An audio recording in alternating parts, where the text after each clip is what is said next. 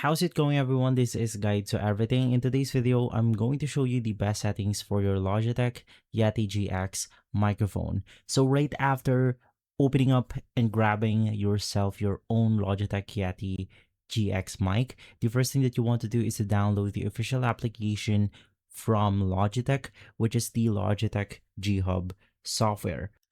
Basically, with this one, it allows us to modify settings on Logitech products such as headsets, microphone, mice, keyboards, and more.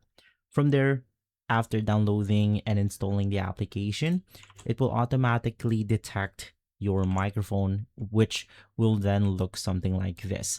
So you just want to apply the following settings that I'm about to show you. You want to create your own preset because there's a lot of presets that you can use for your microphone. In this video, we are going to create our own. So just follow the values that I'm about to show you. For the high pass, you want to apply 60 Hertz.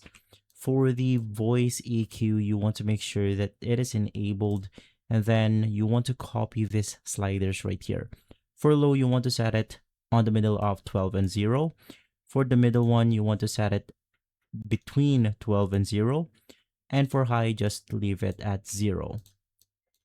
From there, you then want to click on the signal cleanup, on which we will then be taken to this page. So this is where we can edit filters such as the noise reduction, gate, compressor, and more.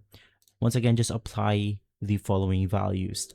For noise reduction, 15 dB. For gate, negative 44 dB. For compressor, negative 20. The de-esser, negative 20. Depopper, negative 20. And the limiter is going to be 10 dB. So after applying these settings right here, just save your presets, and from there you are good to go.